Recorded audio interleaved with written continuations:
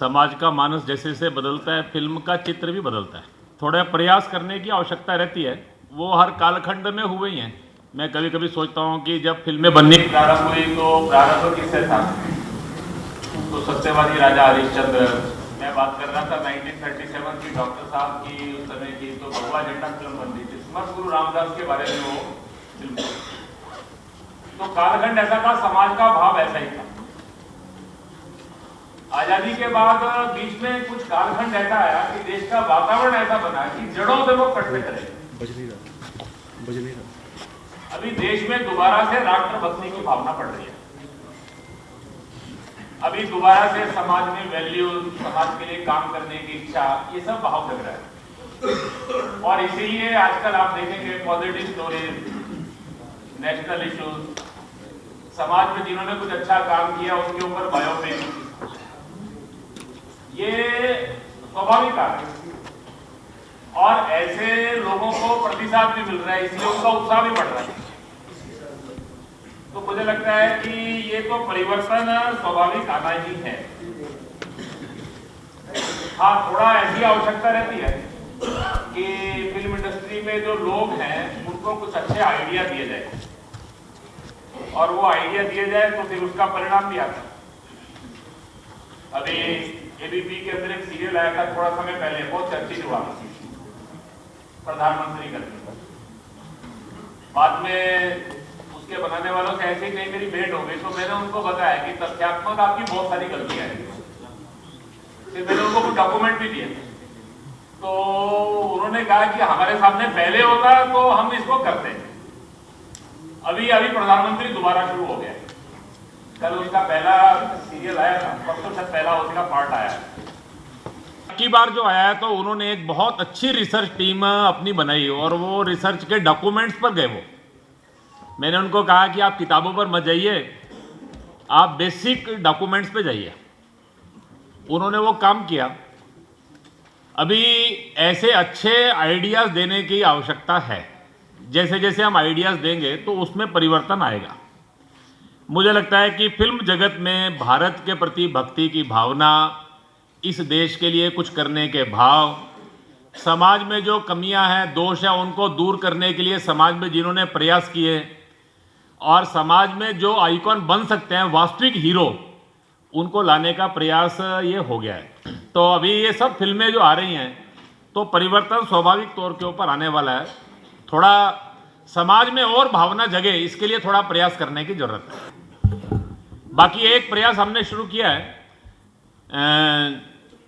जो छोटे short film बनाते हैं, ऐसे शॉर्ट फिल्म, यानी आजकल कैंपस फिल्म, 3 मिनट की फिल्म, 1 मिनट की फिल्म, ऐसे बनाने वालों की ट्रेनिंग वर्कशॉप करना। वो छोटी फिल्म बनाने वाला ही कल को डॉक्यूमेंट्री बनाता है, वो डॉक्यूमेंट्री बनाने वाला ही परसों को सीरियल बनाता है, वो सीरियल बनाने वाला ही अगले दिन फीचर फिल्म में। पहले नाटक से लोग फिल्म तक जाते थे, आजकल कैंपस फिल्म से शुरू होते हैं, और वो करते करते फिल्मों तक लोग आगे ये बढ़ते हैं। अभी टेक्नोलॉजी बहुत आसान हो गई है, और अभी टेक्नोलॉजी फ्रेंडली लोगों के लिए स्कोप बहुत है। मैं दिल्ली के अंदर एक कार्यक्रम रखा था, विदेशों में भारतीय जो फिल्म बना रहे हैं ऐसे लोगों की। हमारा एक कार्यकर्ता है आदित्य पटवर्धन करके, वो अमेरिका में अभी 26 साल की उम्र है, 6 फीचर फिल्म बना चुका है वो, और बड़ी। तो उसने एक मीटिंग रखी, मैं बड़ा हैरान हुआ। तो उसने मुझे बताया कि बॉलीवुड के अंदर फिल्म बनाने वाले, वहाँ पर सब भाषाओं की फिल्में बनती हैं, दक्षिणी अमेरिका और उस सारे क्षेत्र की फिल्में सब वहीं बनती है। तो उन्होंने कहा कि यंग जो डायरेक्टर है, 25 साल से लेकर 35 साल वाले, आज कम से कम वहाँ 100 हैं। तो उसमें 14-15 भारतीय हैं। तो उसमें से एक 5-6 लोगों की एक मीटिंग हमने दिल्ली में की थी, पिछले दिनों आए थे, तो भारत के बारे में फिल्में बनाना चाहते थे। तो हमने उनको कहा कि आप भारत में घूमिए, भारत देखिए, फिर आप आइडिया लेकर आइए, हम आपको सपोर्ट करेंगे। तो बेसिकली थोड़ा वो जो नई पीढ़ी है उस पर थोड़ा ध्यान हम देने का प्रयास कर रहे हैं। हमें विश्वास है कि आने वाले 10 साल बाद जो लोग आएंगे वो एक नए आइडियाज के साथ, एक नए भाव के साथ फिल्म जगत में अपनी भूमिका अदा करेंगे। सेकुलर संघ को समाज बांटने वाला क्यों मानते हैं, जबकि संघ 94 वर्षों से कार्य कर रहा है? मुझे लगता है कि अभी आपने उनको नाम सेकुलर क्यों कह दिया? बहुत लोग संघ को बांटने वाला मानते हैं। वो थोड़ा समस्या ऐसी है कि उनकी राष्ट्र की अवधारणा ही ऐसी है। मैंने आपको बताया कि दो तरह के लोग हैं। एक वो है जो भ्रम का शिकार है, कुछ धारणाएं बन गई, वो धारणाएं उन तक हम पहुंच नहीं पाए, हम उन तक पहुंच नहीं पाए और उनको स्पष्ट नहीं कर पाए।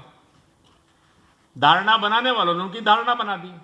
इसके कारण से कुछ लोग वो ईमानदारी से उनकी धारणाएं हैं, उसमें कोई संघ के प्रति विद्वेष का भाव ये नहीं है। लेकिन देश में एक वर्ग है, वो ऐसा है, those who have decided not to convince, जिन्होंने फैसला कर लिया आप जो कुछ भी हो, हम तो आपको वही कहेंगे जो हमने तय कर लिया। वो संघ में आएंगे नहीं, संघ में आएंगे हम उनको संघ दिखाएंगे, वो मानेंगे नहीं, हम उनको पूरा समझाने का प्रयास करेंगे, उसके बाद भी वो कहेंगे नहीं नहीं ये असल में अंदर कुछ हो रहा है। अब ऐसे लोगों का अपने पास कोई इलाज ये नहीं है। राष्ट्रीय स्वयंसेवक संघ का ऐसा मानना है, जिस समय भारत के अंदर ये बड़ी धर्मनिरपेक्षता की, यानी ये सेकुलर शब्द ही हमारे कॉन्स्टिट्यूशन में दैट केम्स इन 1976, उसको लेकर बड़ी चर्चा हुई और संविधान निर्माताओं ने, सब लोगों ने मिलकर निर्णय किया कि हमको भारत में, भारत की परंपरा ही सर्वधर्म संभाव है। सर्वधर्म यानी धर्म हमारे यहाँ जीवन की पद्धति है, सब पूजा पद्धतियों के प्रति एक भाव रखना, यह भारत की परंपरा है, इसकी कोई आवश्यकता है ही नहीं। हमारे मोहन जी कहते हैं कि हिंदू स्वभाव से ही, हिंदू कहने का मतलब भारत में जन्मे जितने मत पंथ हैं, वो स्वभाव से ही वो कभी किसी के प्रति विद्वेष या विरोध का भाव रख ही नहीं सकते। वो हमारा परंपरा ही नहीं है, हमारा स्वभाव ही नहीं है। इस देश के अंदर हमको सेकुलर कहना, और फिर सेकुलर जो शब्द आया उसके पीछे की जो कहानी है वो और अलग है। जब थियोक्रेटिक स्टेट यूरोप के अंदर थे, पोप से मान्यता लेनी पड़ती थी, उस कालखंड के अंदर पोप का हस्तक्षेप समाप्त हो तो वी आर इररिलीजियस स्टेट। हमारे यहां मत पंथ का कोई हस्तक्षेप ये नहीं है, उसमें से वहां पर ये सेकुलरिज्म की अवधारणा ये आई। भारत में कभी थियोक्रेटिक स्टेट की कल्पना ही ये नहीं थी। और मजेदार बात ऐसी है कि सरदार स्वर्ण सिंह जी ने 1976 के अंदर पार्लियामेंट में जब ये सेकुलर शब्द जोड़ना था तो उसका जो प्रस्ताव रखा, उसका भाषण सबको पढ़ना चाहिए। उन्होंने कहा भारत की परंपरा ही सब मत पंथों के सम्मान की है। वैसे ये शब्द ही गलत है, ये सेकुलरिज्म शब्द ही नहीं होना चाहिए। सेकुलरिज्म की सही व्याख्या धर्मनिरपेक्षता नहीं हो सकती। भारत की अवधारणा में कहना हो तो अधिक से अधिक आप इसको सर्वधर्म संभाव कह सकते हैं। हमारे लिए ज्यादा सटीक शब्द पंथ निरपेक्ष है। ये सारी बातें उन्होंने उस पार्लियामेंट के अंदर प्रस्ताव रखते हुए अपनी प्रस्तावना में सरदार स्वर्ण सिंह जी ने रखी। पर उन्होंने कहा कि हमने ऐसा तय किया है कि हमारा संविधान हमारी भावना को प्रतिबद्ध करने वाला होना चाहिए, इसीलिए सेकुलरिज्म एंड सोशलिज्म, ये दो शब्दों को हमने जोड़ने का निर्णय ये किया है। उसमें से हम इस सेकुलरिज्म शब्द को लेकर आ रहे हैं। सेकुलरिज्म भारत को सेकुलर बनाने के लिए नहीं, वी आर ऑलरेडी सेकुलर, हम पंथ निरपेक्ष हैं ही हैं। और वो उनको परेशानी इतनी थी कि सेकुलर की परिभाषा हिंदी में क्या हो, क्योंकि भारत में तो सब निरपेक्ष ही है और धर्म से निरपेक्ष कुछ हो नहीं सकता। अगर धर्म ही नहीं रहा तो भारत की नहीं रहा, भारत की आत्मा ही धर्म है। अब ये इतना कठिन था ये सारा विषय कि जिसकी व्याख्या करना उनके लिए बड़ा मुश्किल हो रहा था, लेकिन जैसे तैसे करके उन्होंने किया। मुझे लगता है कि जो अपने आप को सेकुलर प्रामाणिकता से मांगते हैं या जो सेकुलर होने का नाटक करते हैं, वो सब में ही कुछ गड़बड़ है। वो सारा ये विषय ही ऐसा है कि जिसकी कुछ व्याख्या करना बहुत मुश्किल है। लेकिन संघ को बांटने वाला इसलिए मानते हैं क्योंकि उन्होंने तय कर लिया है कि ये बांटने वाले हैं, और इसके अलावा कोई कारण नहीं है। एक दूसरा वर्ग है जिस तक हम पहुंच नहीं पाए, हम प्रयास करेंगे उन तक पहुंचेंगे और उनको संघ का विचार क्या है ये स्पष्ट करेंगे। इनका प्रश्न है, स्कूल और कॉलेजेस में राष्ट्र निर्माण के लिए संघ कैसे कार्य कर रहा है? स्कूल कॉलेजों के अंदर एक तो अपनी शाखाओं के अंदर विद्यार्थियों के कार्य के ऊपर एक बड़ा आग्रह रहता है। तो विद्यार्थियों के माध्यम से अच्छे संस्कार देना, उनके माध्यम से नए विद्यार्थियों को जोड़ना, ये संघ की पद्धति रहती है। हमारे बहुत सारे स्वयंसेवक धीरे धीरे करके शिक्षा क्षेत्र में भी उन्होंने प्रवेश किया है। शैक्षिक महासंघ करके शिक्षकों का संगठन है, शिक्षा की रचना हो सके तो शिक्षण मंडल है, विद्यालयों के माध्यम से काम करने के लिए विद्या भारती का एक बहुत बड़ा तंत्र है। कॉलेज विद्यार्थियों के अंदर सामाजिक सरोकार, चरित्र निर्माण, राष्ट्रभक्ति, इस भाव जागरण के लिए विद्यार्थी परिषद का कार्य है। ऐसे बहुत सारे स्वयंसेवकों ने समाज को लेकर कई तरह के कार्य प्रारंभ ये किए, लेकिन ये सारे कार्यों के बाद भी सब तक पहुंचना अभी संभव नहीं है। अभी पिछले दिनों एक कार्य हमने और भी प्रारंभ किया है। वो अभी प्रारंभिक स्थिति में धीरे धीरे करके हमको एक ध्यान में ऐसा आया कि 50% से ज़्यादा विद्यार्थी आजकल प्राइवेट स्कूलों में पढ़ते हैं, और लखनऊ जैसे शहर में विचार करेंगे तो शायद 80% विद्यार्थी आपको शहरों में प्राइवेट स्कूल में पढ़ते मिलेंगे। बहुत सारे लोग निजी शिक्षण संस्थाएं चलाते हैं, बहुत सारे लोग सामाजिक संस्थाएं बनाकर शिक्षा की संस्थाएं चलाते हैं। उनके मन के अंदर भी प्रामाणिकता से शिक्षा के माध्यम से लोगों को संस्कार देने का भाव ये है। ऐसे सब लोगों के साथ मिलकर भी कुछ प्रयास किए जा सकते हैं क्या? तो ऐसे निजी स्कूल, मैनेजमेंटों के कॉलेज, उनके साथ मिलकर भी हमने कई तरह के प्रयास प्रारंभ किए हैं। कुछ न्यूनतम संस्कार देने वाले पाठ्यक्रम, जिसको हमने पंचकोशीय शिक्षा अपनी विद्या भारती में कहा, संगीत, खेलकूद, योग, इन सब के माध्यम से लोगों को शिक्षा देना, इसका जो एक आग्रह है, देशभक्ति का भाव, ये सब जो हमने प्रयास करना प्रारंभ किया, ये वहाँ पर भी लागू हो सकता है क्या? तो ऐसे भी कुछ काम जो है ये प्रारंभ ये हुए हैं अनेक स्थानों के ऊपर, उसके बहुत अच्छे प्रयोग भी हैं। मैं अभी चेन्नई गया था तो तमिलनाडु में ऐसे निजी संस्थाएं चलाने वाले लगभग 100 से ज़्यादा ऐसे बड़े बड़े लोग, जिनके कई कई विद्यालय हैं, ऐसे लोगों का एक 2 दिन का शिविर था। उन्होंने बताया कि प्रतिवर्ष हम 3 साल से एकत्र होते हैं। तो ऐसे अनेक प्रकार के प्रयास लोगों ने प्रारंभ किए हैं। सारा समाज शिक्षा के माध्यम से और राष्ट्र निर्माण के कार्य में लगेगा, तभी यह परिवर्तन आ सकता है। अकेले संघ के करने से ही होने वाला ये नहीं है। ऐसा एक शिक्षा के माध्यम से परिवर्तन का एक समाज का आंदोलन खड़ा हो, ऐसा एक संघ का विचार है, जिसको लेकर कुछ और प्रयोग भी हमने प्रारंभ ये किए हैं। कुछ लोग राजनीतिक नेता बनने की महत्वाकांक्षा लेकर संघ में जगह बनाने का प्रयास कर रहे हैं, क्या वे सफल हो रहे हैं? एक भारत में बड़े लेखक थे, उनका नाम था के.आर. नारायणन। उन्होंने एक उपन्यास लिखा था, गाइड। शायद पुराने लोगों को मालूम होगा, एक फिल्म भी बनी थी, गाइड, बहुतों ने देखा होगा। तो ऐसा है कि आप किसी भी भावना से आ जाइए। वो गाइड के अंदर देखा होगा कि एक चोरी और वो करने वाला व्यक्ति जो है वो पुलिस से छुपता छुपाता, बचता बचाता क्या करना, तो एक मंदिर में पहुंच जाता है। वो मंदिर में पहुंच जाता है तो वहाँ के लोग बड़े परेशान होते हैं कि बहुत लंबे समय से उस मंदिर मठ के सन्यासी छोड़कर चले गए होते हैं। अब वो वहाँ पर और क्या करना, तो वहाँ कुछ भगवे कपड़े वगैरह होते हैं, उसको डालकर बैठ जाता है वो। तो लोग मान लेते हैं कि महाराज जी आ गए तो उसको महाराज जी बना देते हैं। अब महाराज जी के कपड़े डालना तो बड़ा आसान है, लेकिन वो जीवन जीना बहुत मुश्किल है, तो उसको बड़ी परेशानी होती है। अब वो सन्यासी की मर्यादा, वो कई बार वहां से भागने की कोशिश करता है और लोग उसको भागने देते नहीं है। वो जिन्होंने फिल्म देखी होगी, आखिर में तो यहाँ तक होता है कि वहाँ अकाल आता है तो लोग उनके पास पहुँच जाते हैं। उन्होंने कहा, महाराज पहले एक बार अकाल आया था तो यहाँ जो सन्यासी थे उन्होंने उपवास रखा था और वर्षा हो गई थी, आप रखोगे तो वर्षा हो जाएगी। तो वो सोचता है कि भैया कहाँ फंस गया मैं आकर। आखिर में वो बड़ी कोशिश करता है भागने की, लेकिन उनका आस्था विश्वास देकर संघ में कोई किसी भी भावना से आ जाए, वो टिक गया तो वो संघ ही हो जाएगा। इसको लेकर पक्का रहिए, इसमें कुछ परिवर्तन आने वाला ये नहीं है। आते सब लोग अलग अलग भावना से, आने वाले को रोका नहीं जा सकता। कौन किस भाव से आएगा, जिस भाव से आएगा उसको हम स्वीकार करेंगे। लेकिन संघ पक्का है कि संघ में संघ का कोई उपयोग नहीं कर सकता। ये तो देने ही देने का नाम है, या जिंदगी भर देना ही देना है, मिलने का कोई सवाल ही पैदा ये होता नहीं है। ये वातावरण ही ऐसा है। और ऐसे कुछ लोग आते भी हैं, या तो संग हो जाएंगे, नहीं तो छूट जाएगा।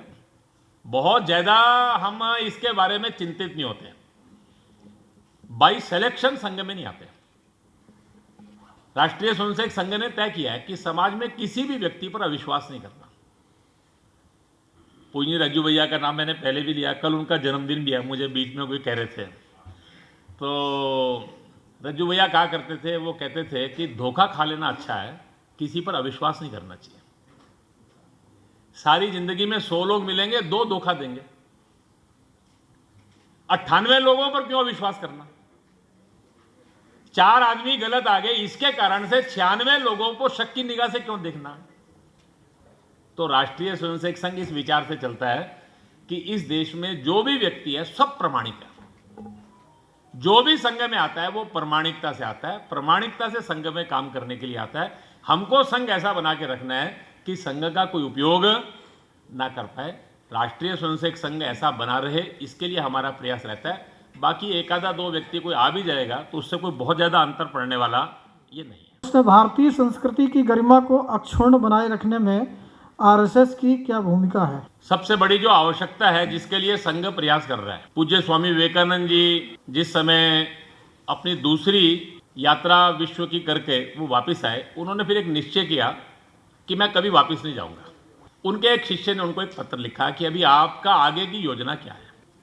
बाद में उन्होंने सारे देश के अंदर बड़ी संख्या में भाषण भी दिया।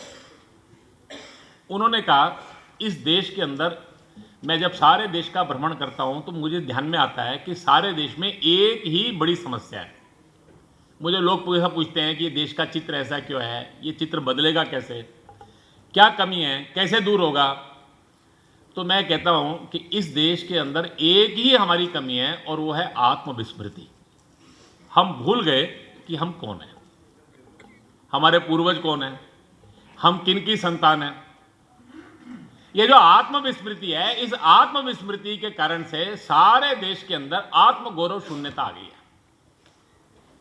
आत्मनिंदा की भावना जग गई है। बात बात के ऊपर अपनी निंदा करना, हमारे में कुछ अच्छा ही नहीं है, दूसरों का सब कुछ अच्छा है, उनका परानुकरण करना, मेरा सब कुछ खराब है। उन्होंने कहा कैसी शिक्षा कि अपने माता पिता को ही हम नकारना शुरू कर देते, अपने पूर्वजों को ही हम नकार रहे। सारे देश के अंदर उन्होंने कहा ये आत्मनिंदा, आत्महीनता की प्रवृत्ति जब आ जाती है तो अकर्मण्यता आ जाती है, देश का पुरुषार्थ समाप्त होता है। वास्तव में इस देश के अंदर अपनी संस्कृति को अक्षुण्ण रखना है तो उस संस्कृति के आधार पर जीना होगा। उस संस्कृति के आधार पर जीना है तो उस संस्कृति का गौरव अपने मन के अंदर लाना होगा। इसीलिए पूज्य स्वामी विवेकानंद जी ने कहा गर्व से कहो हम सब हिंदू। ये हिंदू का गर्व होना यानी अहंकार नहीं है, वो हजारों साल की जो संस्कृति है, जिस संस्कृति ने कहा कृणवंतो विश्व मारे। हम सारी दुनिया के अंदर गए, हमने जा कहा कि स्वम स्वम शिक्षरेन पृथ्वी या सर्व मानवा। हम आए आपके पास, हमको देखो, हमारे जीवन को देखो, हमारे जीवन में आपको आचरण दिखता है तो हमारे जैसे हो जाओ। हमने अपने आचरण से लोगों को शिक्षा दी है। हमारे पूर्वजों ने तलवार लेकर दुनिया में नहीं गए। ये जो भारत की संस्कृति थी, उस संस्कृति का चित्र ऐसा था जिसको देखकर दूसरे लोग प्रभावित होते थे, उस जैसा बनते थे। ये जो हिंदू होने का गौरव है, ये अहंकार नहीं है, ये प्रतिक्रिया नहीं है, ये किसी का विरोध नहीं है। अपनी संस्कृति के प्रति एक गर्व का भाव अपने मन के अंदर आना चाहिए, और वो गर्व सकारात्मक भाव है, वो किसी रिएक्शन में नहीं है, किसी के विरोध में नहीं है। ये संस्कृति को अक्षुण्ण रखना है तो देश के अंदर अपनी संस्कृति का गौरव ये जगाना पड़ेगा।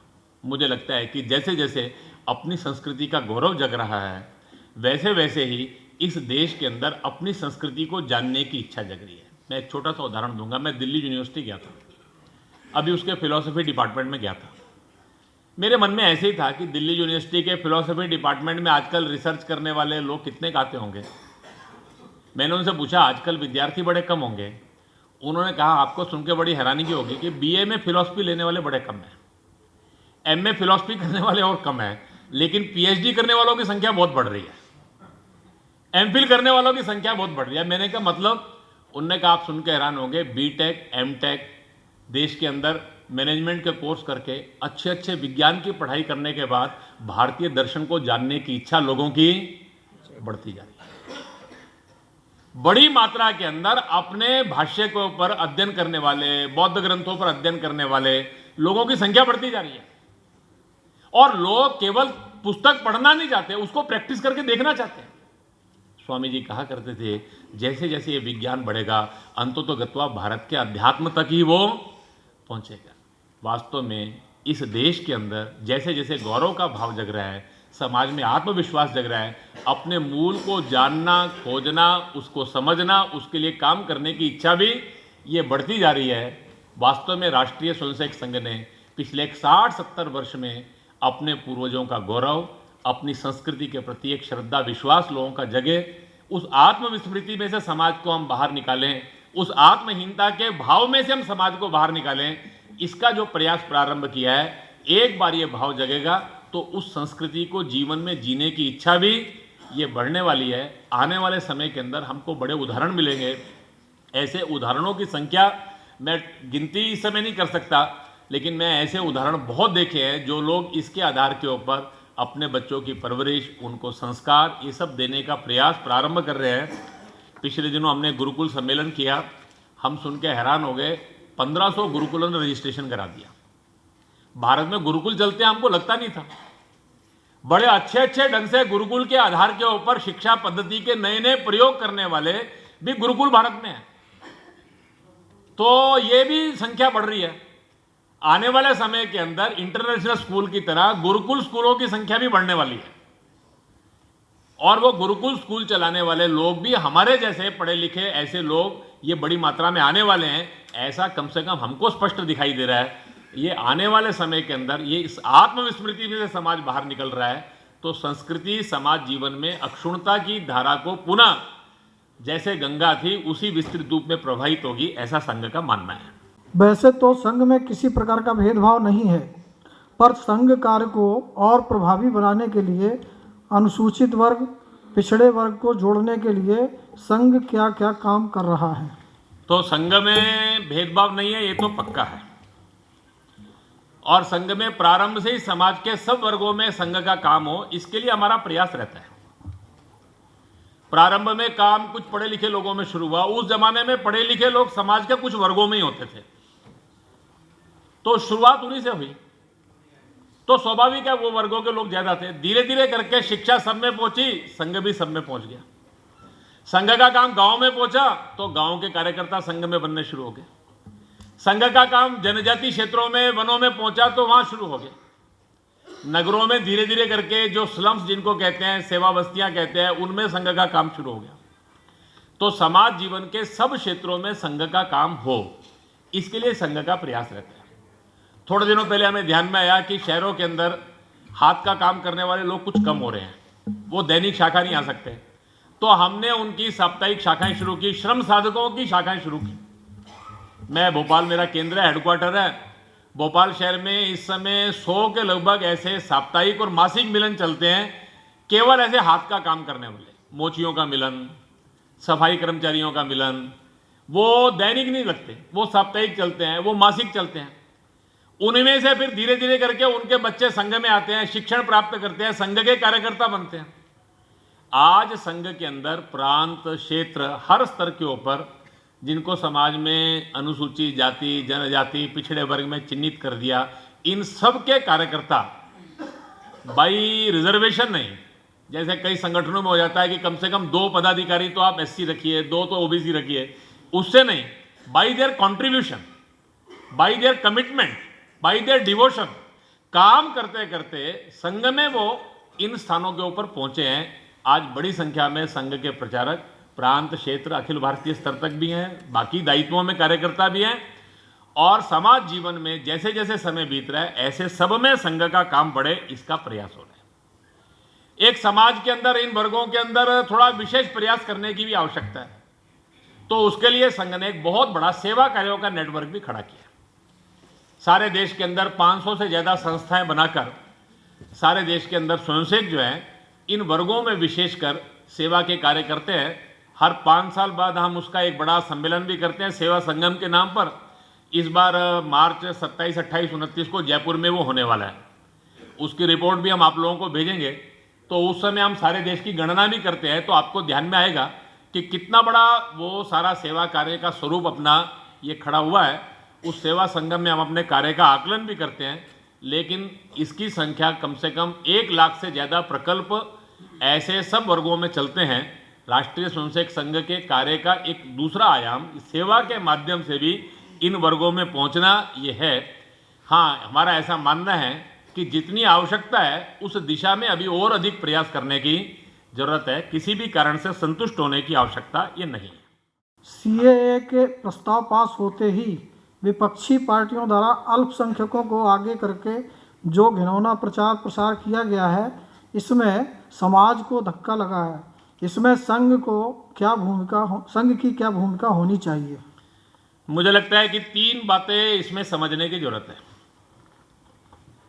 सीए का प्रस्ताव ये बहुत पवित्र प्रस्ताव था। भारत का संविधान बना, संविधान सभा के अंदर 10, 11, 12 अगस्त को बड़ी डिबेट हुई। उसी समय संविधान सभा में बहुत सारे लोगों ने कहा कि पाकिस्तान, बांग्लादेश के अंदर ऐसे जो लोग कल उनको अगर बाई चॉइस तो वहां नहीं रह गए। हमने तय कर दिया, देश का विभाजन हो गया, हमने पार्टीशन ऑफ डोमिनियन कर लिया, ट्रांसफर ऑफ पॉपुलेशन नहीं किया। केवल पंजाब के अंदर घटनाएं घटी, कुछ थोड़ा सिंध के हिस्से में घटी जहां से ट्रांसफर ऑफ पॉपुलेशन हुआ, लेकिन एक बड़ा समाज जो है वहीं पे रह गया। कल को यहां पर आएंगे तो उनके बारे में क्या होगा?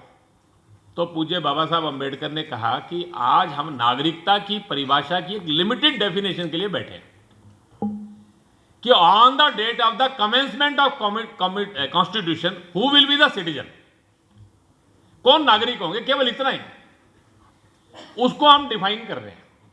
और आने वाले समय में नागरिकता किसको देनी चाहिए, इसका निर्णय का अधिकार हम पार्लियामेंट को देते हैं। इसको हम समाप्त नहीं करना चाहते।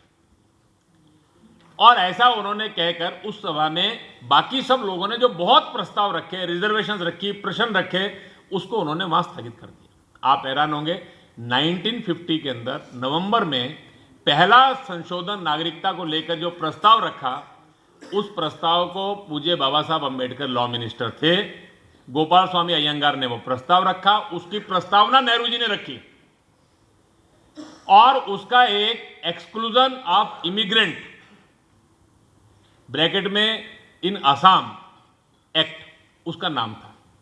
आज जो लोग हमको कह रहे हैं, उन्होंने कहा कि to give the citizenship to those who have come from Bangladesh due to persecution, यह हमारी जिम्मेदारी है। उन्होंने कहा, नेहरू जी ने भाषण में कहा, वो हमारे लोग हैं, अगर वो आ जाते हैं तो हमारा दायित्व है, और अगर कानून इजाजत नहीं देता तो कानून में भी हम संशोधन करेंगे। और उन्होंने कहा to exclude those who have come illegally. बहुत बड़ी मात्रा में उस समय एक बांग्लादेश के मन के अंदर, पाकिस्तान के मन में सपना था कि आसाम पाकिस्तान का हिस्सा होना चाहिए। तो आसाम का क्षेत्र बड़ा था, जनसंख्या कम थी, तो एक घुसपैठ प्रारंभ हुई थी। तो उसको रोकने के लिए मैं सोचता हूं कि सीए का प्रस्ताव तो बहुत पवित्र है, उसमें और नेहरू जी के प्रस्ताव में क्या अंतर था? 1972 में इंदिरा जी ने ऑर्डर किया, 99 लाख लोग भारत में आ गए थे, उन सबको नागरिकता प्रदान की। 2003 के अंदर भारत की संसद के अंदर, देश की संसद में बहुत कम ऐसे क्षण होते हैं, उस क्षण के अंदर डॉक्टर मनमोहन सिंह प्रस्ताव रख रहे थे, अडवाणी जी ने उसके आधार के ऊपर, उनके भाषण के ऊपर एक प्रस्ताव रखा। पाकिस्तान से आए हुए जो ऐसे हिंदू, वहां तो हिंदू शब्द था, अभी तो 6 नाम है, उसमें केवल हिंदू, उनको नागरिकता देने के लिए हम जिलाधीशों को अधिकार दे रहे हैं। हर पार्टी का रेजोल्यूशन है, सीपीएम के रेजोल्यूशन है, हर पार्टी का रेजोल्यूशन है ऐसे सब लोगों को देने के लिए। अप टू 2014 सबकी भाषा अलग है। ऐसे सब लोगों से सवाल करना चाहिए कि 2016 में आपकी भाषा बदल क्यों गई? केवल कानून की जटिलता खत्म करने के लिए। मैं इन सब लोगों में बहुत काम किया, मैं इन सब लोगों से मिला हूं। बांग्लादेश से आए हुए कम से कम 70-80 लाख, 1 करोड़ लोग ऐसे हैं। 4 तरह के लोग हैं, कुछ वैध कागज पर आए, वैध कागज यानी कोई टूरिस्ट वीज़ा पर आया, किसी रिश्तेदार के आधार के ऊपर आया, किसी रिलीजियस प्रोग्राम के नाते आया, वापस नहीं किया। यहां आ गया इलीगली रहे, यहां आ गया उसने कुछ डॉक्यूमेंट बना लिए। कुछ इलीगली आए जिन्होंने डॉक्यूमेंट बना लिए, इलीगली आए ना डॉक्यूमेंट बनाया उन्होंने। ऐसे सारे लोग नागरिकता बनाने जाते हैं, उसके लिए कानून में प्रावधान है कि आप 12 साल यहां रह लेंगे तो आप हो सकता है 12 साल आपको लीगली रहना पड़ेगा। 12 साल में गलती से आपने बच्चे का दाखिला करा दिया, आपने कुछ प्रॉपर्टी खरीद ली तो आपने गलत काम कर दिया। इस सारे डर से 30-30, 40-40 साल से लोग यहां रहते हैं, वो सिटीजन नहीं बन पा रहे। वो सिटीजन नहीं है, बैंक से लोन नहीं ले सकते, एक डिग्निफाइड लाइफ जी नहीं सकते, लोग कैंपों के अंदर रहते हैं। ऐसे सारी कानूनी जटिलता को खत्म करने के लिए सिटीजनशिप अमेंडमेंट एक्ट है। ये कोई नए आने वालों के लिए नहीं था।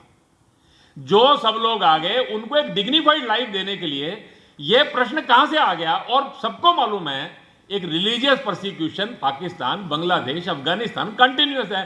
तालिबान का शासन आ गया, 1 लाख सिख अफगानिस्तान के अंदर रहते थे, आज 5,000 रह गए। वो 95,000 कहां गए? या तो मारे गए या भारत में आ गए, और कहां जाएंगे बेचारे? पाकिस्तान, बांग्लादेश से लोग कहां जाएंगे? यहीं आएंगे, और कहां जा सकते हैं? ऐसे सारे लोगों को एक डिग्निफाइड लाइफ, उसके लिए एक बार कोई आपको जटिलता की जरूरत नहीं है। आपके पास कागज है नहीं है, कुछ एक प्रावधान तय करेंगे, उन प्रावधानों के आधार के ऊपर आप भारत में 2014 तक आ गए तो हम आपको सिटीजनशिप दे देंगे। यह है सिटीजनशिप अमेंडमेंट एक्ट। मुझे लगता है कि सिटीजनशिप अमेंडमेंट एक्ट जैसी पवित्र एक्सरसाइज, जिसको लेकर 4 साल बाद चली, जॉइंट पार्लियामेंट्री कमेटी बनी, 9,000 मेमोरेंडम आए, उस कमेटी की 12 दिन फील्ड विजिट हुए, 13 दिन उनकी अपनी मीटिंगें हुई, जिसके अंदर 30 मेंबर है हर पार्लियामेंट पार्टी के, पार्लियामेंट्री ग्रुप के। ऐसे सारों के बाद जिन्होंने विरोध किया है, ये बहुत बड़ा पाप किया। वास्तव में उनको उत्तर इसका देना चाहिए और जनता को उसका उत्तर मांगना चाहिए। दूसरा, ये जो आंदोलन है, इसको चलाने वाली ताकतें कौन है? अपने देश के अंदर एक संगठन है पॉपुलर फ्रंट ऑफ इंडिया, उनके साथ जाकर खड़ा हो गया माओइस्ट का ऑर्गेनाइजेशन, जिसको आईसा कहते हैं। ये दोनों ने मिलकर आंदोलन चलाया। उन्होंने एक क्लोज व्हाट्सएप ग्रुप के माध्यम से समाज में एक डर फैलाया, और कुछ स्थानों के ऊपर योजनाबद्ध ढंग से एक ही डिजाइन है सारे देश में, एक ही प्रकार का डिजाइन, एक ही तरह का प्रचार, समाज को सड़क पर उतारना, उसके अंदर कुछ लोग मुंह पर कपड़ा बांधकर गोली चलाना, पुलिस पर गोली चलाना ताकि पुलिस गोली चलाए, कुछ लोग मारे जाएं ताकि यह मामला भड़क जाए। इसके पीछे जनता नहीं उतरी, जिसको अल्पसंख्यक कहते हैं। अल्पसंख्यक समाज सड़क पर पहले ये नहीं आया, उसमें से कुछ लोगों को आगे करके इस तरह का वातावरण बनाना, दैट इज ए डिजाइन। आपको सारे देश के अंदर ये डिजाइन दिखाई देगा। सबसे बड़ा दुर्भाग्य तब हुआ जब यह हुआ तो जिन पॉलिटिकल पार्टीज ने इसका अपने वोट बैंक, अपने स्वार्थों के लिए लाभ उठाने की कोशिश की, ये उसका तीसरा हिस्सा है। वास्तव में ऐसे सारे लोग, उन सारे लोगों को और एक्सपोज करने की आवश्यकता है।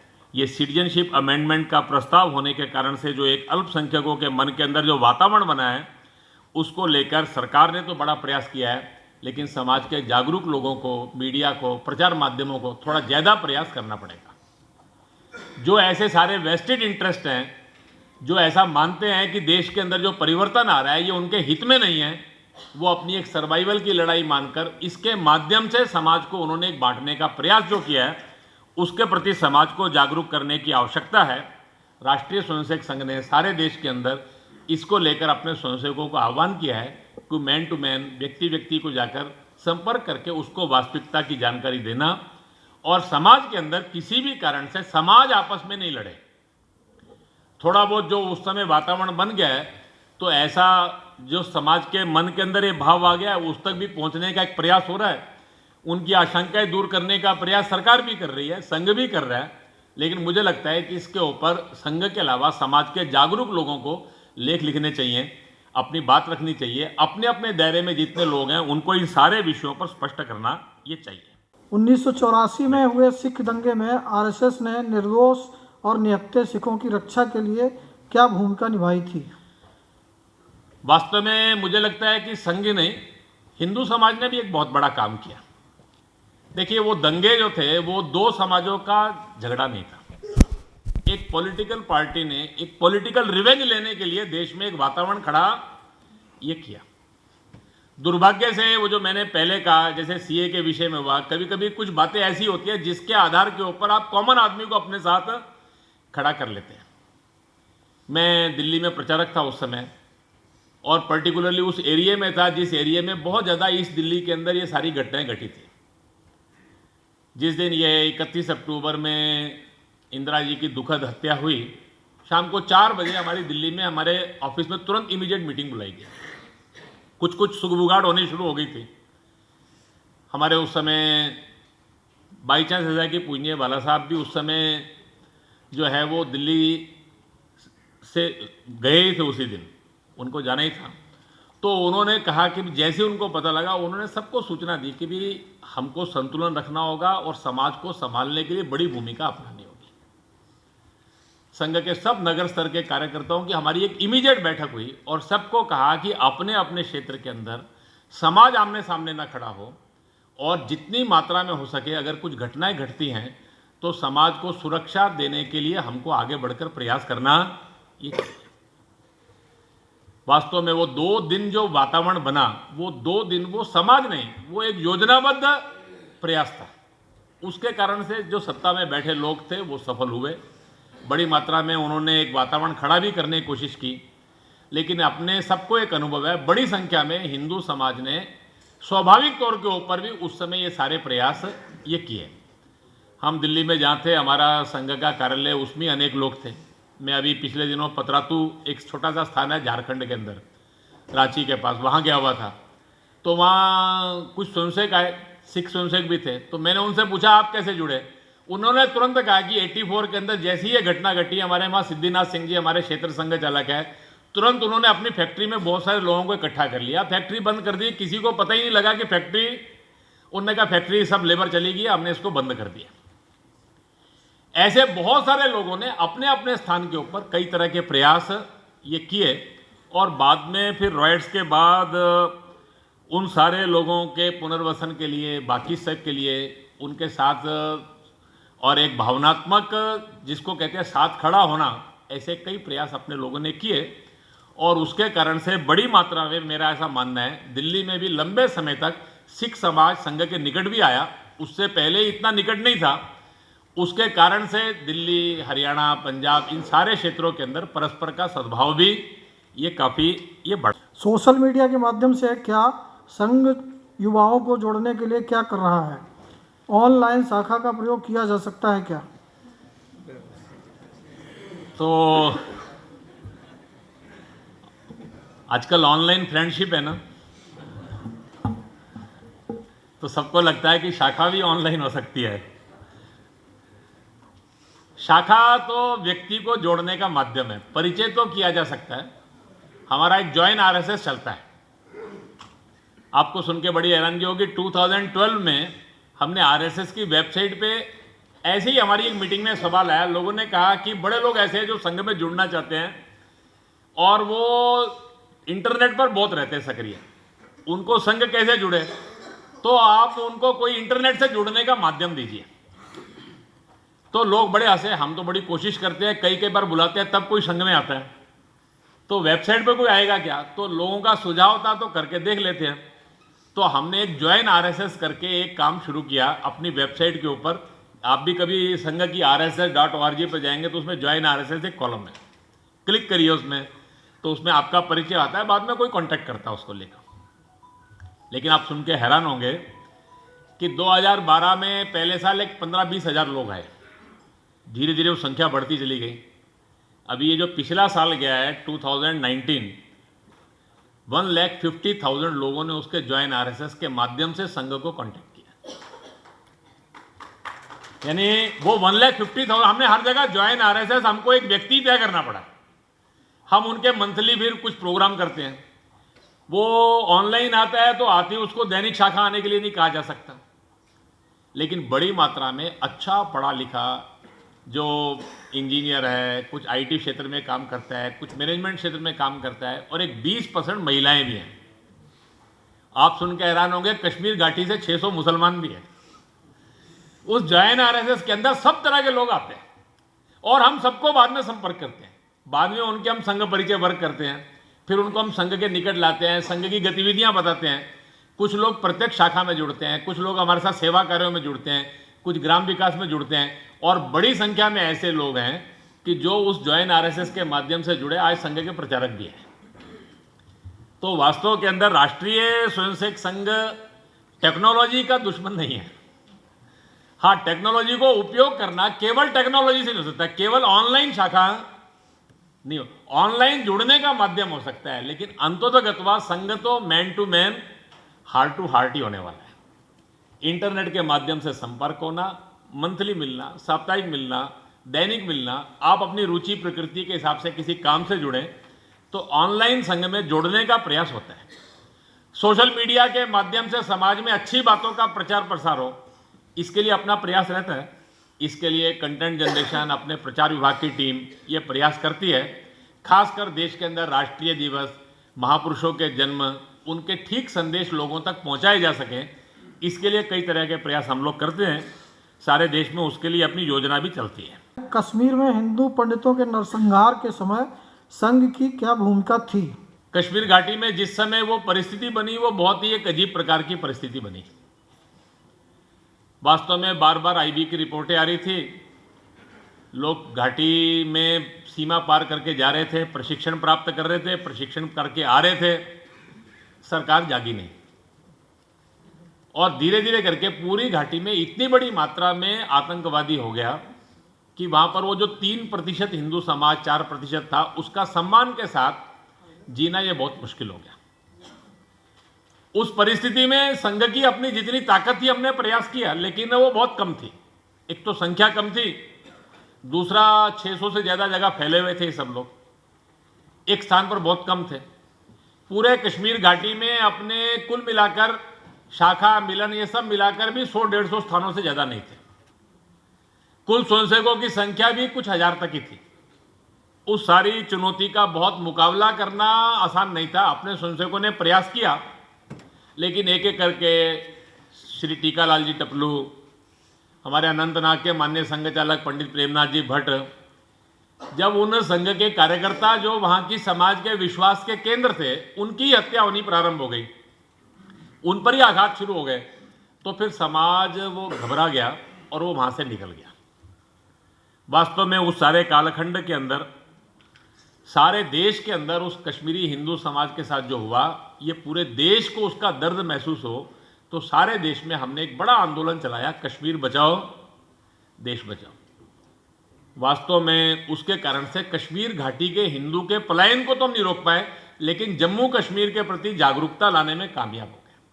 और वही फिर जब आतंकवाद डोडा किश्तवाड़ में अंदर आया, तो पूरे समाज का दबाव उसके ऊपर बना और सरकार को आखिर में जम्मू कश्मीर को सेना के हवाले ये करना पड़ा, और जिसके कारण से धीरे धीरे करके आतंकवाद की समाप्ति भी हुई और वहाँ पर हिंदू समाज का सम्मान के साथ सुरक्षित रहना भी संभव ये हुआ।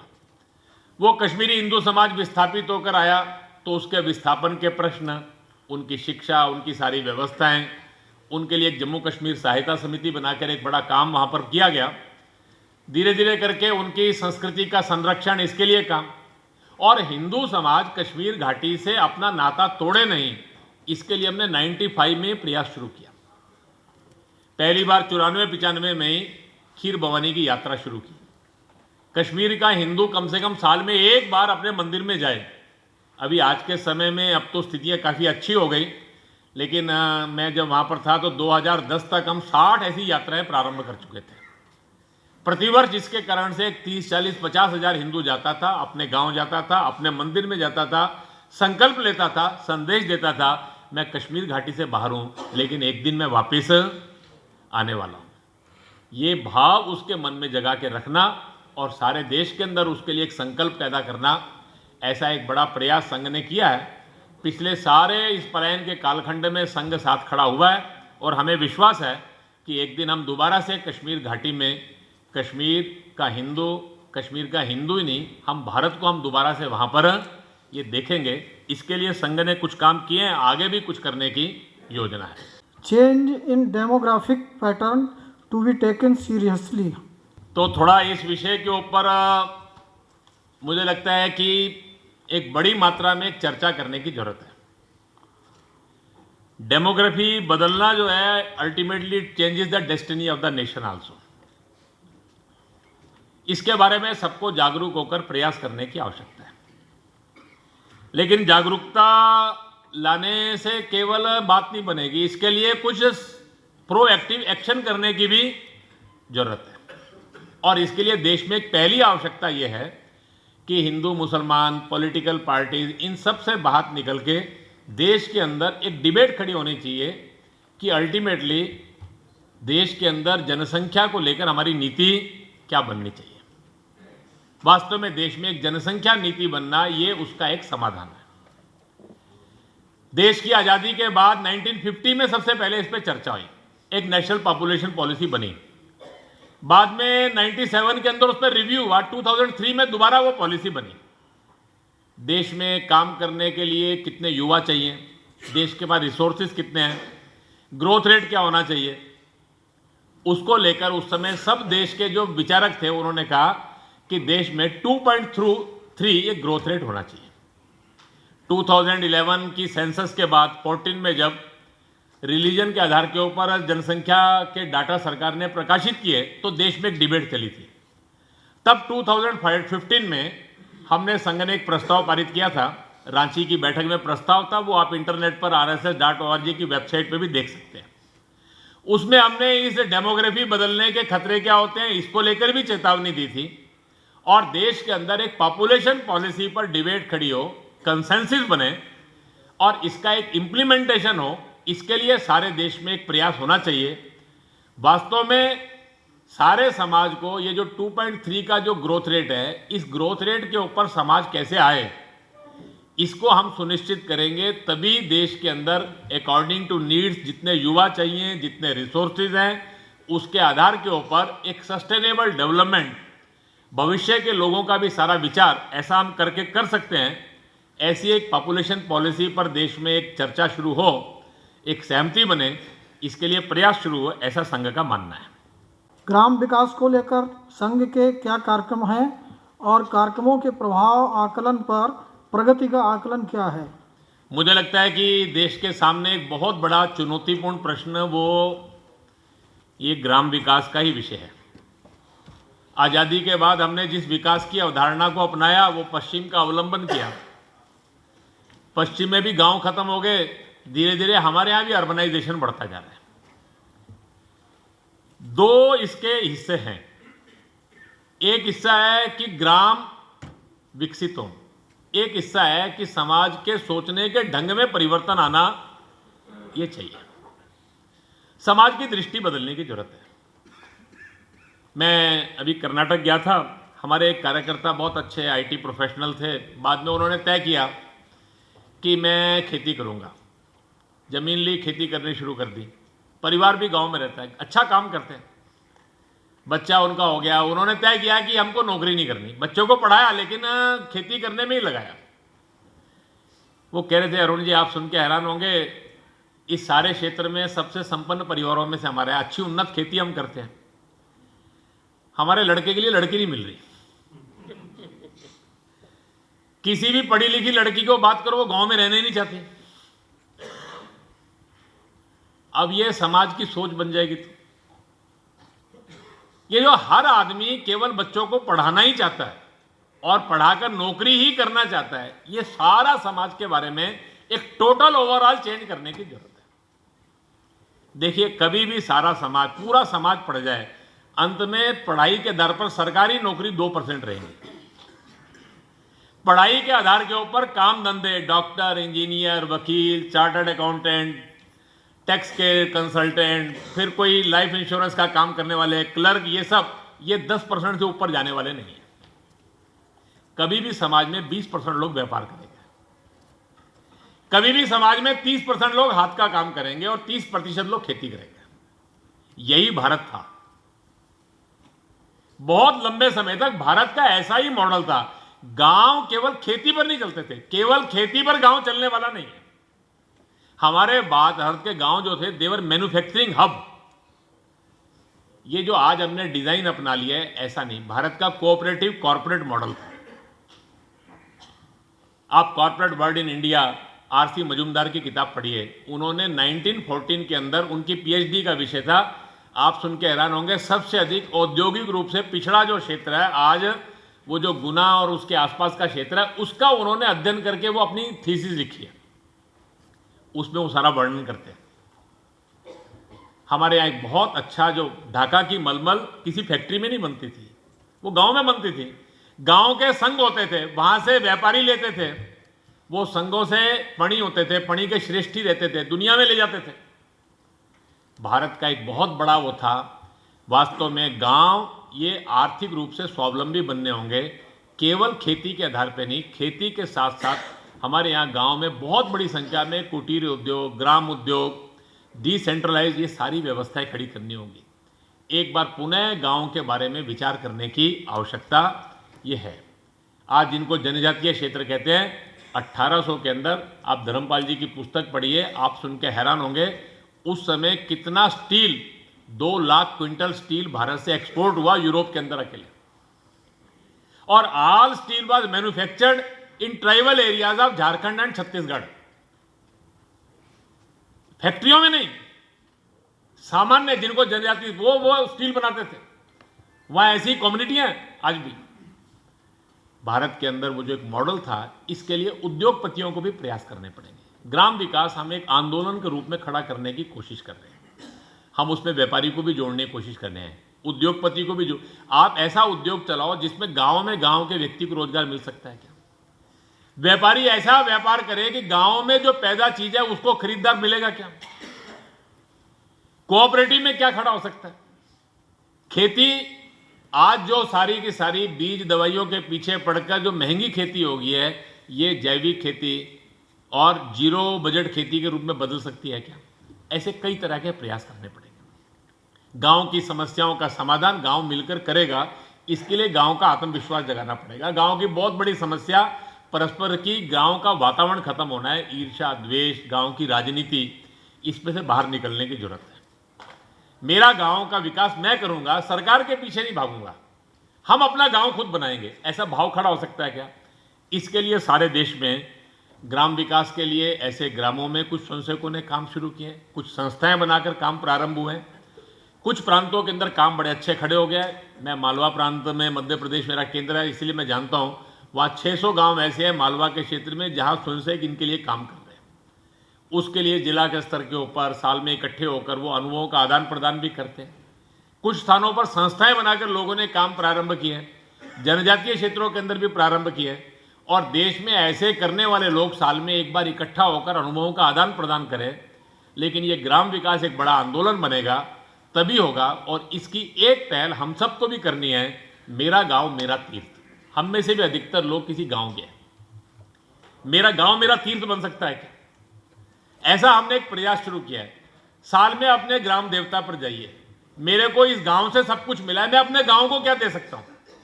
क्या सरनेम जो है वो पिता और गांव दोनों को बताने वाले हैं।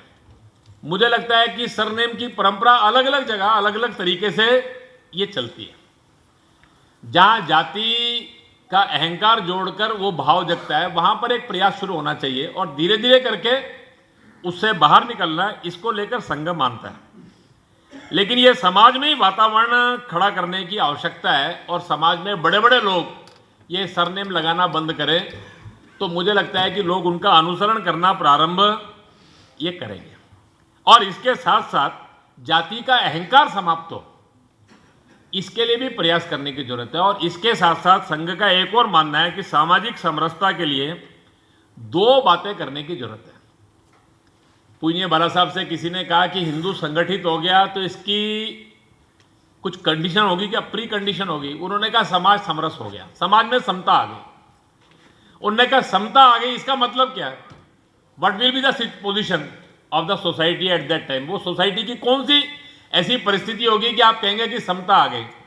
तो उन्होंने कहा कि दैनंदिन जीवन में मेरे घर के व्यवहार में छुआछूत समाप्त हो जाए। अभी छुआछूत समाज में नहीं है, अभी छुआछूत कहां रह गई है? घर में रह गई है। किसी घर में बर्तन अलग है, दैनंदिन जीवन के अंदर मैं अपने व्यवहार में छुआछूत रखता हूं, यह समाप्त होना चाहिए। और दूसरा, समाज में अंतर जातीय विवाह यह प्रारंभ होना चाहिए। वास्तव में ये अंतर जातीय विवाह प्रारंभ हो जाते हैं तो समरसता का भाव बड़ी तेजी से ये बदलेगा। जाति के आधार के ऊपर सोचना, जाति के आधार पर देखना, जाति के आधार पर अपना व्यवहार, ये रोटी बेटी का ये धीरे धीरे करके समाज में समाप्त होगा तो समरसता का भाव ये जगेगा, ऐसा हमारा मानना है। संघ में पंजीकरण नहीं किए जाने के पीछे क्या कारण है? संघ में वो तो मैंने आपको बताया था कि संघ एक परिवार है। परिवार में रजिस्ट्रेशन होता है क्या? बच्चा जन्म होता है तो कहां रजिस्ट्रेशन करते हैं? तो संघ ऐसा है कि संघ को हमने एक परिवार माना है, तो परिवार में मेंबरशिप नहीं होती तो संघ में भी मेंबरशिप नहीं होती। परिवार में कभी कोई परिवार से निकाला नहीं जा सकता, संघ में कभी किसी को निकाला नहीं जा सकता। संघ की कैसी कल्पना है? संघ की ऐसी कल्पना है कि हमारे 4 भाई है, एक अमेरिका चला गया, 3 साल हो गए मिला ही नहीं। हम पूछते हैं कितने भाई हैं तो हम क्या कहते हैं? 4 भाई हैं, एक अमेरिका रहता है, एक कोई गलत काम कर देता है, वो जेल में चला जाता है, तो क्या कहते हैं? यही कहते हैं कि 4 भाई हैं, 2 यहाँ रहते हैं, एक अमेरिका रहता है, एक थोड़ा गलत काम हो गया वो आजकल, लेकिन अपना भाई है, थोड़े दिन में ठीक भी हो जाएगा। संघ में कभी कोई निकाला भी नहीं जाता, संघ किसी को छोड़ता नहीं है, हम किसी का नाम काटते नहीं है। संघ में एक ही माध्यम है, आना और संघ का हो जाना। राष्ट्रीय स्वयंसेवक संघ इसी परिवार भाव से चलता है। हमारे यहाँ मैं एक जगह बैठक लेने गया, उन्होंने कहा कि हमारी एक अपेक्षा होती है कि रोज शाखा हो, रोज नहीं आ सकते, हफ्ते में आओ। चलो हफ्ते में नहीं, कभी कभी कार्यक्रमों में आओ, कार्यक्रमों में नहीं तो चलो साल में एक बार गुरुदक्षिणा करने तो आओ। भगवा ध्वज के प्रति अपने मन के भाव को रखो। कभी कभी कोई व्यक्ति 4-5 साल गुरुदक्षिणा भी नहीं करता तो हमारे एक आधे कार्यकर्ता को बड़ा गुस्सा आता है कि ये कैसा स्वयंसेवक है, गुरुदक्षिणा पे भी नहीं आता। तो वो कहता है कि इसका नाम काट दो। नाम काट दो यानी हमारे एक सूची बनाते हैं, हर शाखा अपनी एक लिस्ट बनाती है, तो हमारे अधिकारी तुरंत कहते हैं नहीं नहीं, ये काटने का अधिकार किसी को नहीं है। राष्ट्रीय स्वयंसेवक संघ में जो एक बार आ गया वो संघ का हो गया, संघ में किसी को निकालने का अधिकार नहीं। तो संघ एक परिवार है, इसलिए संघ में पंजीकरण नहीं है, और कोई कारण नहीं। आज देश के सम्मुख एक बड़ी समस्या के रूप में विश्वविद्यालयों का उपयोग अर्बन नक्सल के रूप में हो रहा है। इसका समाधान क्या है? मुझे लगता है कि विश्वविद्यालय, कुछ विश्वविद्यालयों के कुछ डिपार्टमेंट, वही उनका बेस रह गया। धीरे धीरे करके वो विचारधारा जमीन पर उसका अस्तित्व समाप्त हो रहा है।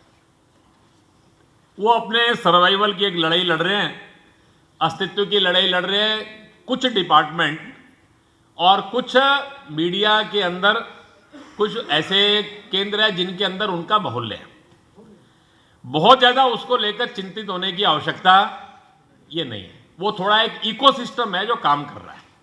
वो इकोसिस्टम के अंदर कुछ कलाकार, कुछ नेता, कुछ पत्रकार और कुछ प्राध्यापक अपने आप को जो तथाकथित बुद्धिजीवी मानते हैं, वो गिनती के ही लोग हैं।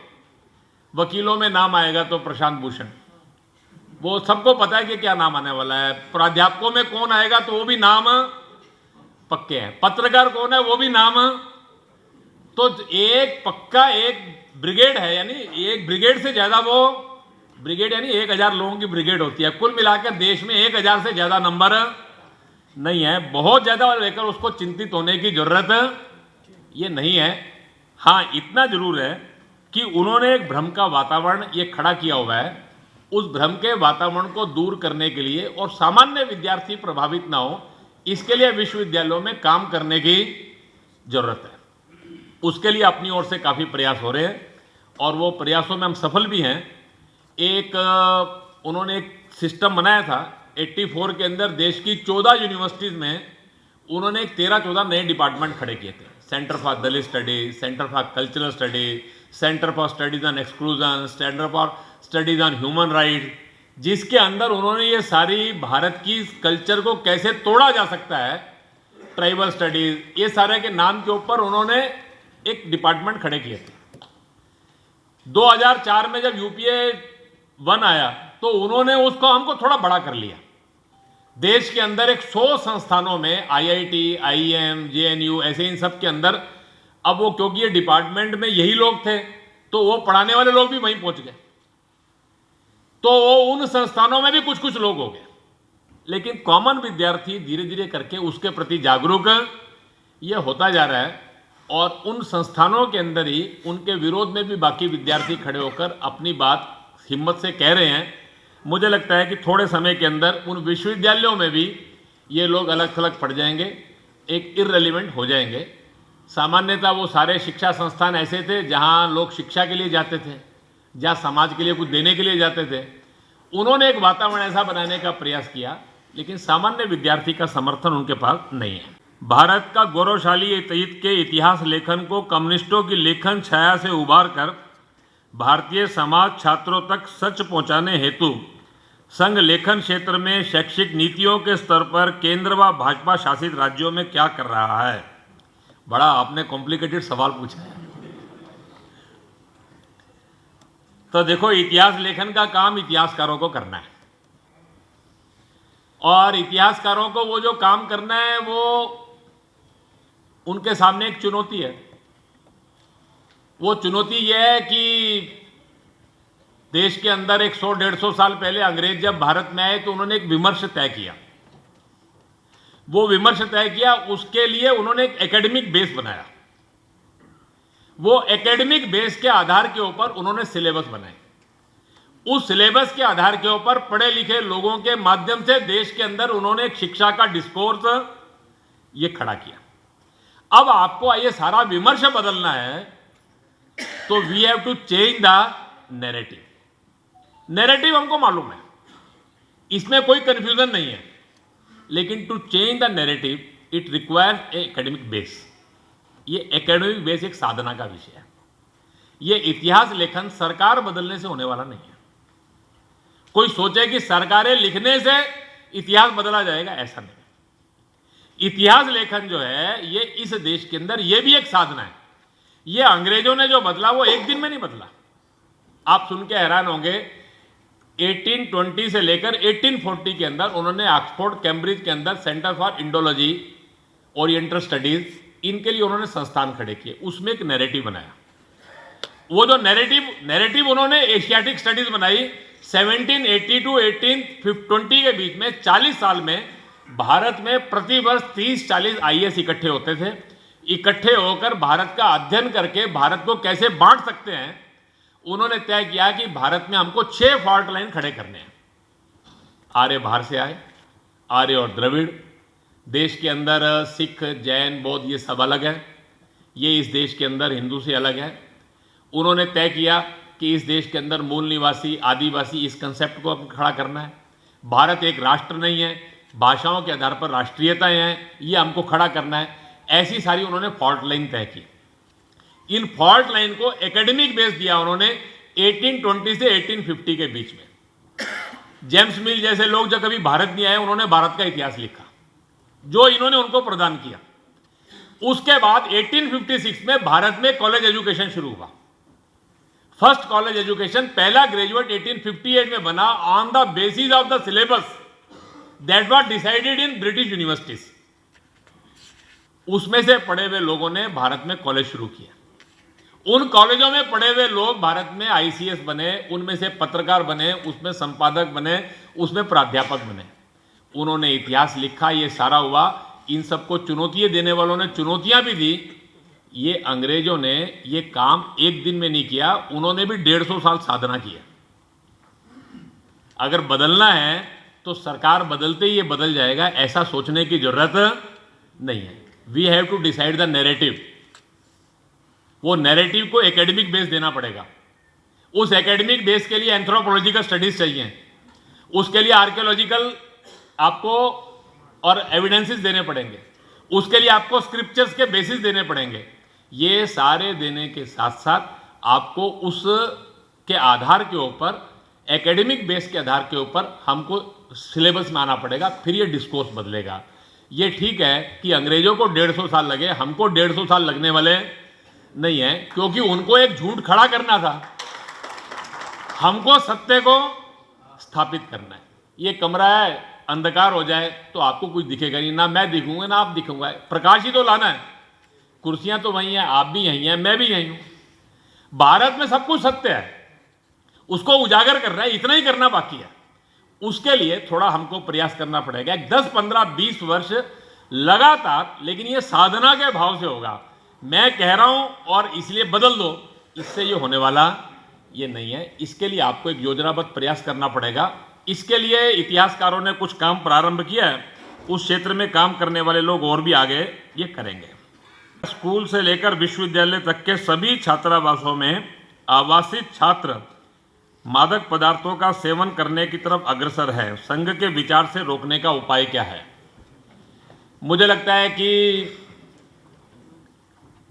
ये जो संस्कार की व्यवस्था है, ये कोई भी संगठन नहीं कर सकता, सरकार भी नहीं कर सकती। सरकार मादक पदार्थ ना पहुंचे इसके लिए प्रयास कर सकती है, हम थोड़ा जागरूक कर सकते हैं।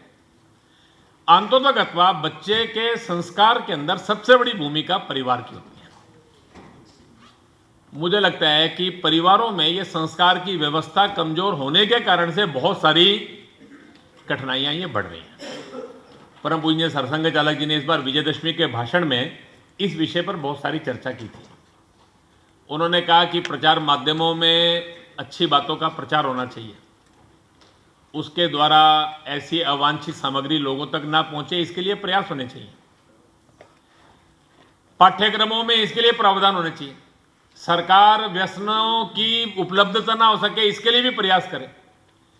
सामाजिक संस्थाएं भी समाज में एक वातावरण बनाएं, धार्मिक सामाजिक लोग इसके लिए प्रयास करें। लेकिन एक बड़ी महती भूमिका ये परिवारों की है। परिवारों के अंदर भी हमको थोड़ा, हमारा बच्चा कहाँ जाता है, कहाँ रहता है, क्या करता है, किनके साथ रहता है, उसके कितना खर्च हो रहा है, वो किस बात पर हो रहा है, ये सारी बातों के बारे में सतर्क होने की आवश्यकता है। हम उसके ऊपर अंकुश नहीं लगा रहे, हम उस पर अविश्वास नहीं कर रहे, लेकिन अपना बच्चा है उसके प्रति जागरूक तो एक एडोलेसेंट एज रहती है, उसमें बहुत ज़्यादा व्यक्ति को मालूम नहीं होता, वो सब पर ही भरोसा करता है, सब पर ही विश्वास करता है, उसको ध्यान में नहीं आता। कभी कभी वो गलती से किसी गलत भाव उसका शिकार हो जाता है, उससे निकले कैसे समझ में नहीं आता, निकलना चाहता है, उसको रास्ता नहीं दिखता। ये सारी परिस्थिति होती है। मुझे लगता है कि इस सारे को लेकर एक समन्वित प्रयास करेंगे तभी ये वातावरण बनेगा। पहले बड़ी संख्या में बच्चा ज़्यादा समय परिवार में रहता था, अभी बड़ी संख्या में बच्चा ज़्यादा समय घर से बाहर रहता है, तो भी परिवार बच्चे के साथ कैसे जुड़ के रहें और समाज के अंदर अध्यापक, प्राध्यापक, समाज के जागरूक लोग इन सारे विषयों को एक बड़ी चुनौती मानकर चलेंगे तो ये जो एक संस्कार की बड़ी चुनौती है, जिसके दोनों हिस्से हैं, एक व्यसनों के अधीन होना और एक समाज में जो ना करने वाली बातें हैं उनकी ओर प्रवृत्त होना, ये दोनों बातों में से हम निकल सकेंगे। इसको एक समाज की एक सामाजिक चुनौती मानकर सब लोग भूमिका अदा करेंगे तो संघ का मानना है कि ऐसा हम सफल होंगे। प्रारंभ में मैंने कहा था कि आप सबके सामने बातचीत रखने का एक ही हेतु है, आपके मन में संघ को जानने की जिज्ञासा है, संघ के विचार के प्रति एक कहीं ना कहीं आपके मन में एक सॉफ्ट कॉर्नर है, स्वीकार्यता का भाव है, और उस भाव से ही आप यहां पर आए हैं।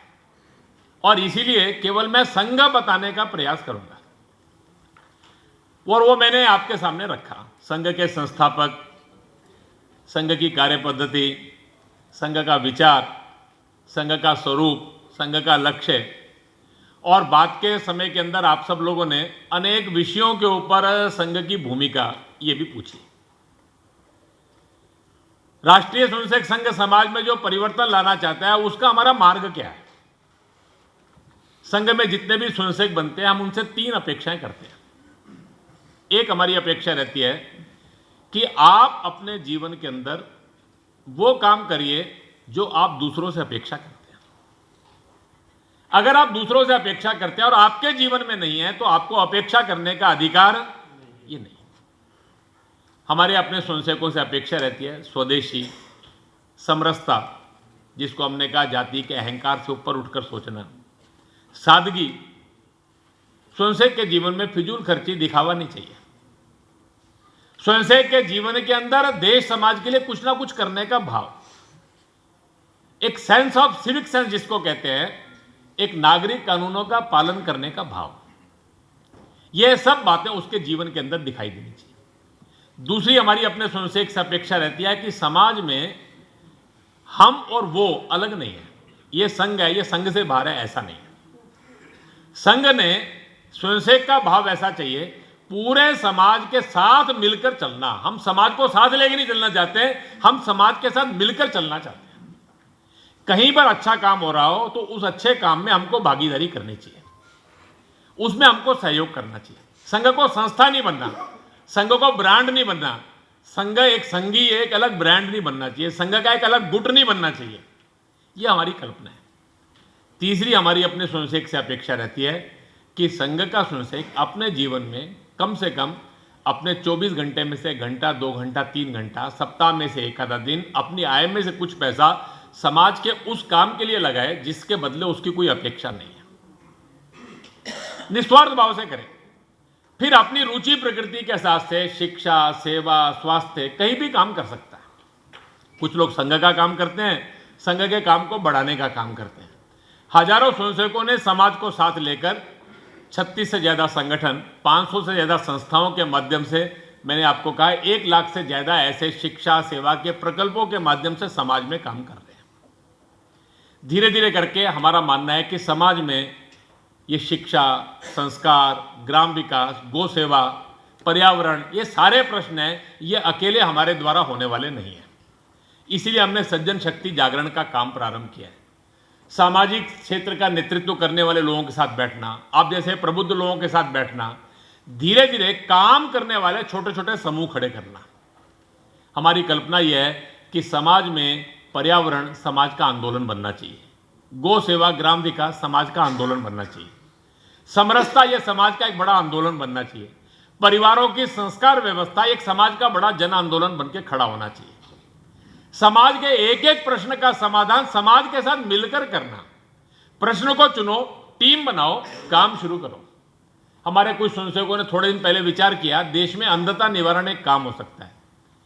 देश के अंदर 40 लाख लोग ऐसे हैं जो कॉर्निया ब्लाइंडनेस के कारण से पीड़ित हैं। केवल उनको कॉर्निया मिल जाए तो देख सकते हैं। 1 करोड़ से ज़्यादा लोग हर वर्ष मृत्यु प्राप्त करते हैं। उनकी आंखें 2 लोगों को कॉर्निया दे सकती हैं। हम 10 साल में भारत में 40 लाख लोगों को आंख दे सकते हैं। लोगों ने काम्बा करके एक प्रोजेक्ट प्रारंभ किया।